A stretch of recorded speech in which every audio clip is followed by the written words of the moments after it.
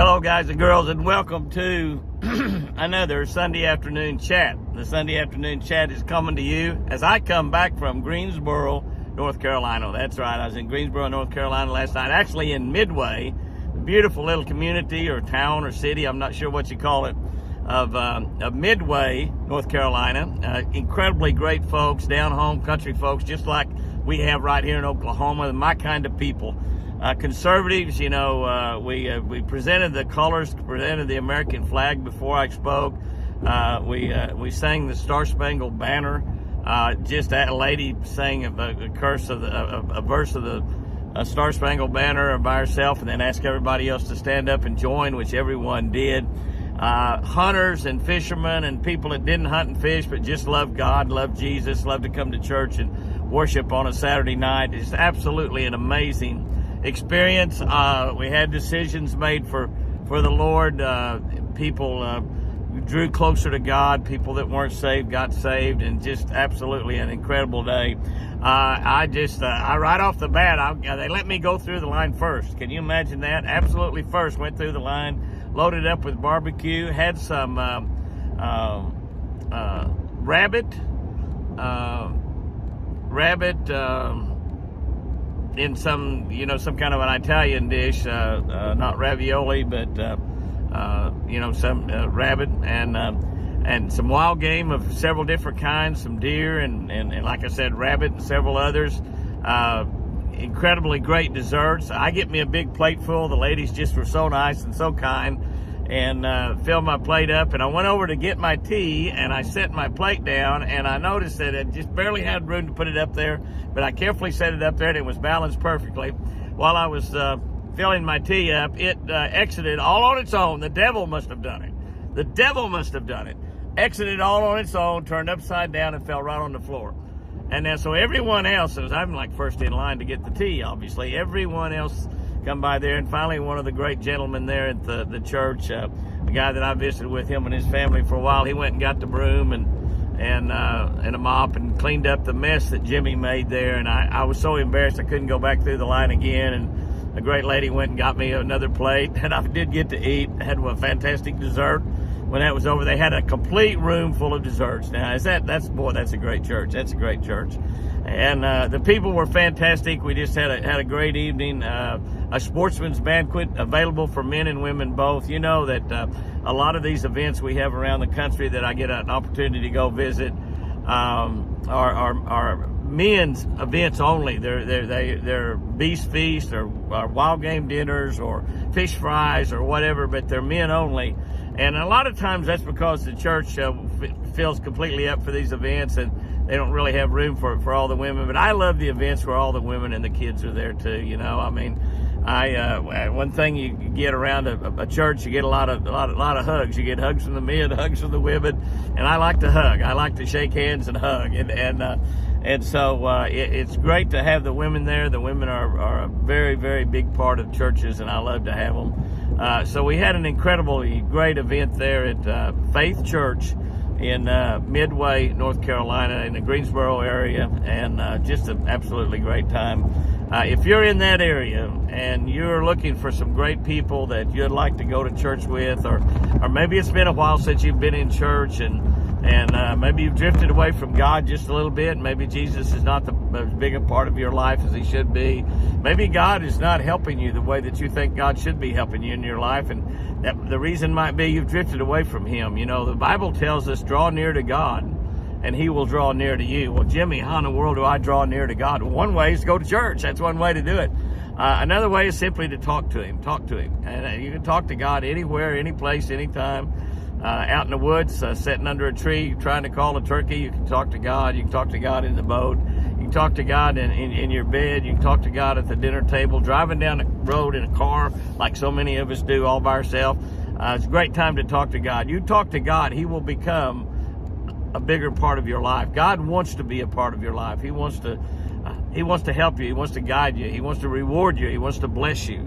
And he certainly will. So that was the highlight of my entire week. We had a great week. I actually went up to Kansas. My buddy Dennis Hamel and Scott and Mark Hamel, we did a little turkey hunting, got absolutely covered up in ticks. I'm telling you, I needed a tick checker, and I finally got back home from my beautiful wife, Chris, and she did some tick checking, and she's only got that one arm that she's able to use, her left arm, but she did pick a few ticks off, and actually Sherry helped her a little bit too. And I was driving back, I found 3 of them stuck in my head.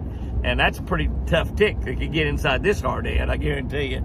But a lot of them were little what we call seed ticks. Those of you who've had ticks on you, which I guess everybody has. If you hadn't had a sick tick on you, you hadn't lived, and you're certainly not a redneck if you hadn't had ticks on you. But,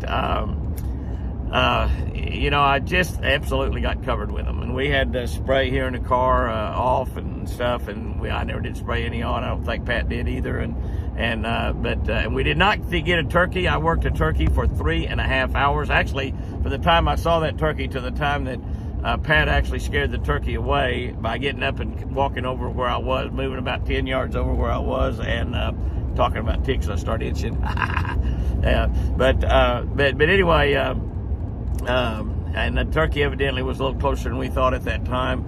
I moved on that turkey. I walked about a mile chasing him. I moved on that turkey several times. We actually had that turkey coming into us, and he went around us. It was hot. It was probably about 80 degrees, and they just gobble a lot, but they don't want to come to you quite that much when they're hot. It was in the afternoon, evening time by the time it all ended, and that the turkey gobbled more than any turkey I've ever heard in my life. I bet he gobbled 500 times.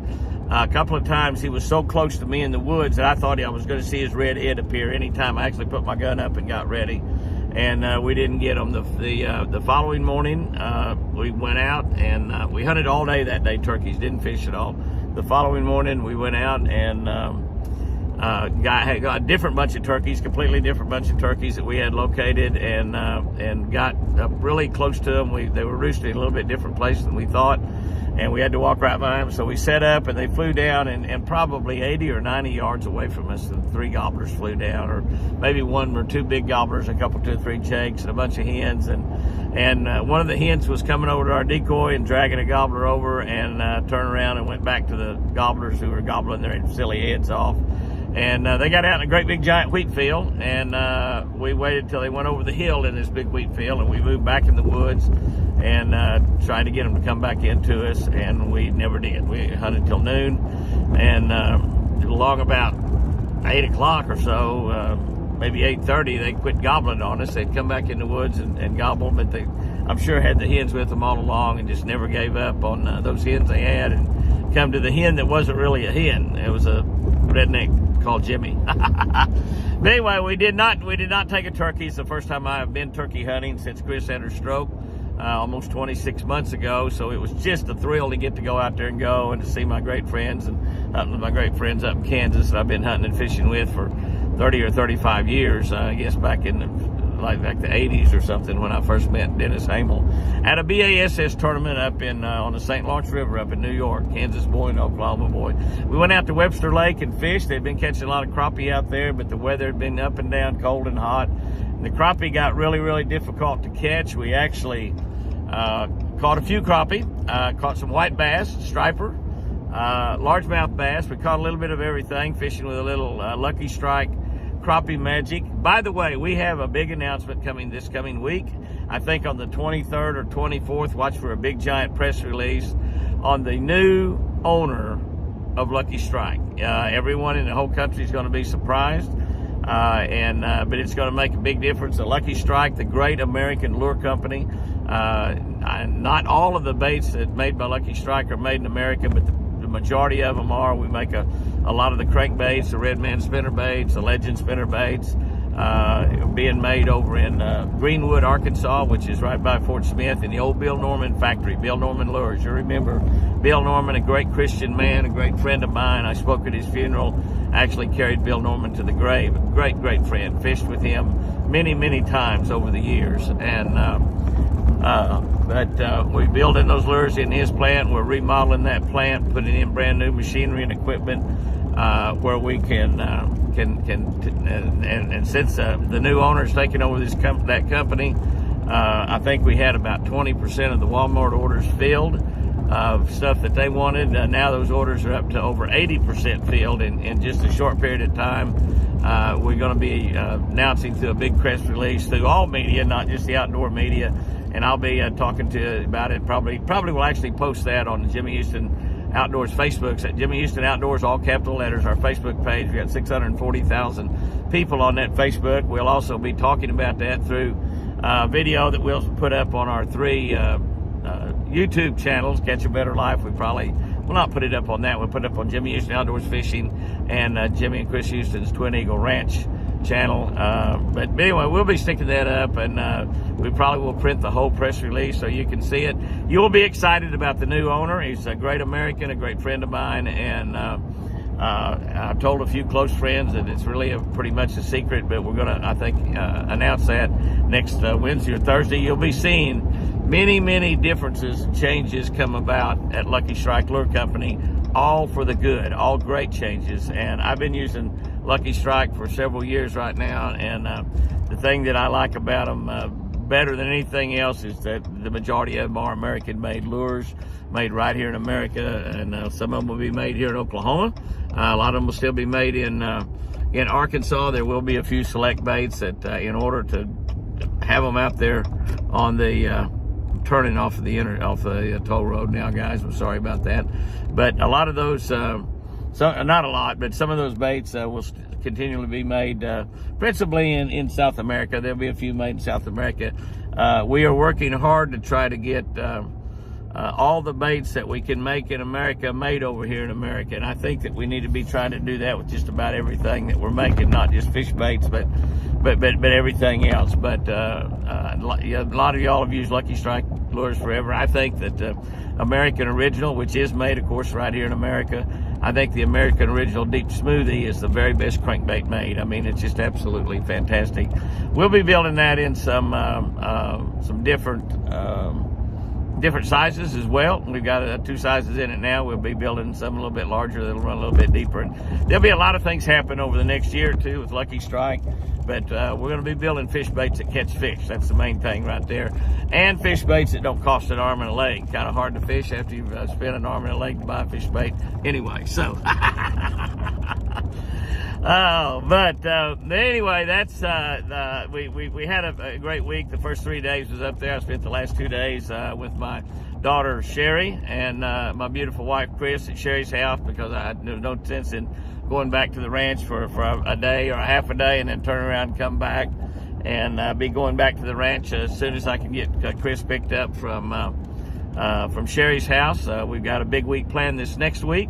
I've got 23 veterans signed up from the Ardmore Veterans Home that's going to come to the ranch tomorrow for a picnic and a fishing adventure out on the Veterans Pier, which we built back in 2015 when the lake dam broke and we lost our lake went dry, and we built that pier on dry land, which is in about 15 to 17 foot of water right now. And we've got 23 veterans from the Ardmore Veterans Home signed up. We'll be having hamburgers and hot dogs and chips and soft drinks and just having a great time with those veterans. I look so forward to seeing those guys and fishing with them. Many of them are my age. They're Vietnam War veterans, and it just I've had some great friends over there throughout the years, and we've lost a few of them throughout the years also, but it's one of the special events we have. I'll be taking another guy fishing with his father on Tuesday there at the ranch. We donated a trip to Cast for Kids, which is a great organization to get involved with. Cast for Kids is run by professional fisherman Jay Ellis, who fished the last 2 or 3 years of his tournament career back in BASS, and is the full-time national director for Cast for Kids, and that's an organization that takes kids fishing all over the United States. They raise money and they take kids out, and mostly special needs kids, and just have picnics and fishing outings for them, and just do an absolutely great job. They fish off the bank, they fish out of boats. It's just really a special deal. And I've been working with Jay, who's a great friend, great Christian man, and great family man. I've been working with Jay for several years with them, and I usually donate a trip that they auction away for several $1,000s. That trip is coming up this coming Tuesday there at the ranch, so I'm looking forward to that. We've got a big week planned at the ranch. I mean, a big week. We'll be shooting several videos because it'll be kind of fun. We do have some tilapia coming, only about 100 pounds of tilapia. Tilapia's got so expensive we can't afford very much of them, and it's just an annual deal to put in the lake. We nearly need about 500 pounds, but we can't afford that many, and we're going to put about 100 pounds in. The fish will eat a lot of them right off the bat, but a lot of them will also be full of eggs and spawn immediately, and we will hopefully have those tilapia for the fish to eat all throughout the spring, the summer, and the fall, and until the water temperature gets down to 46 degrees, and the tilapia will all die in our lake. You never know. Maybe we'll have a winter where it doesn't do that. They start dying at 48 degrees. They'll all be dead at 46. Also have 1,000 pounds of crawfish coming. And I'm also bringing up a couple, 200 or 300 pounds from my neighbor across the road, John Dixon, who's a great friend and great neighbor. We don't have many neighbors when you have big ranchers all around you, but they're great neighbors. They really are. They're just great people, great family people, and I just love my neighbors. But anyway, they're all great big landowners. They're not little landowners like me, but they're just good people. But we'll be bringing crawfish. We'll be doing a video on that. We usually turn those crawfish loose at night, and we'll be putting 1,000 pounds in the Eagle and also Big Canyon Lake. So that's going to be a fun deal. That's always a fun video when we do that.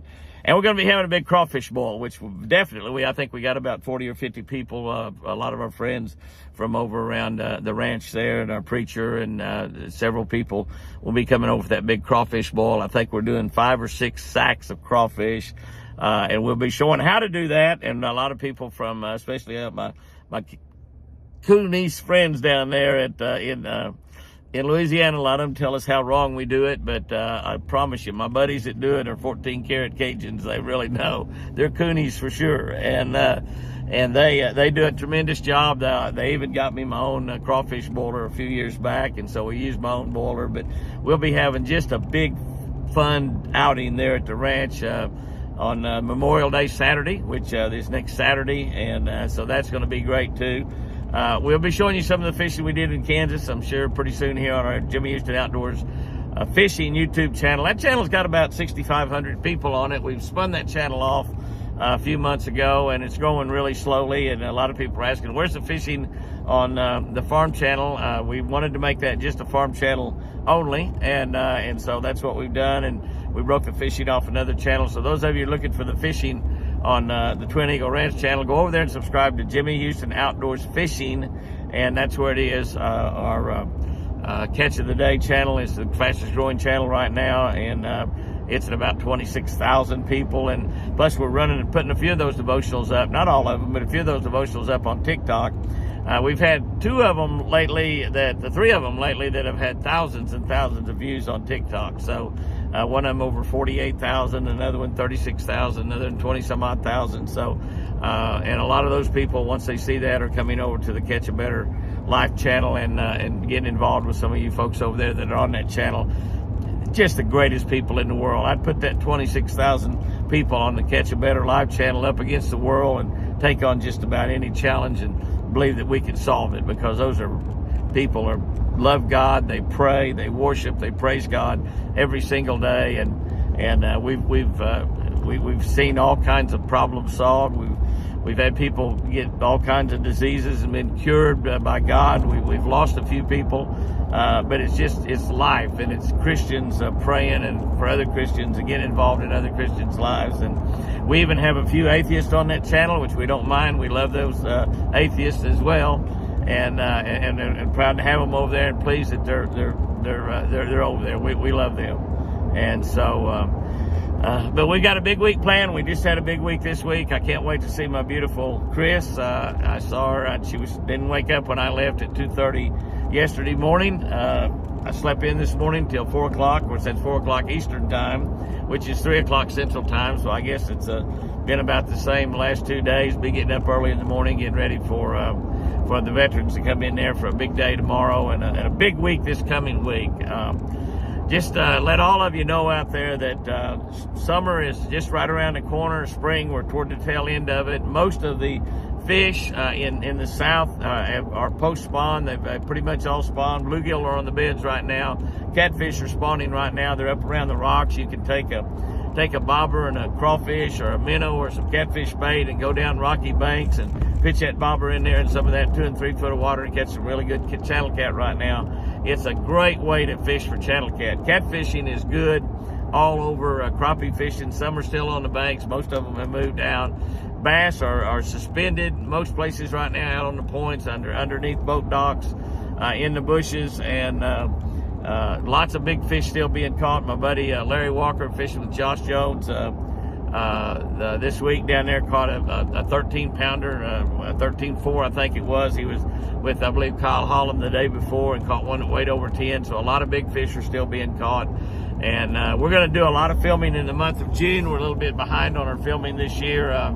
Again, have to take off and take Chris to the over to Sherry's usually to find some time to do the television shows. But we've got we got quite a few in the can, but we got a whole lot more to shoot. So we'll still be on ESPN through the end of June.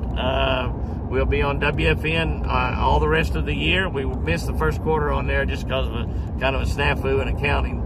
But on the Pursuit channel year-round, on the Hunt channel year-round, on Wired to Fish, on demand year-round, Heartland Network, AT&T Sports Southwest, many networks. Jimmy Houston Outdoors on year-round. But we're still on ESPN2 Saturday morning at 7:30. Saturday morning at 7:30. There's another show on at 7 o'clock. ESPN2 has an hour of outdoor programming the first 26 weeks of the year. So proud to have that back on. So jump on there and catch those. If you hadn't caught them, you can always watch all the shows on. We'll rerun the shows. We do 26 shows, and then rerun them. And on all the other networks that rerun year-round. So guys and girls, have you a great week out there. Have fun. Make every day a beautiful day. You know, you make the day doesn't make you. Regardless of what type of problems and situations you're in, God is working 24/7 behind the back to work all things out for your good.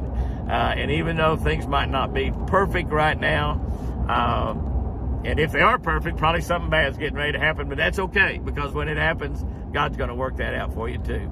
But have a great week out there. Have fun. If you get a chance to go fishing, whack them. Give them a kiss from me, turn them back, and remember, I sure do love you.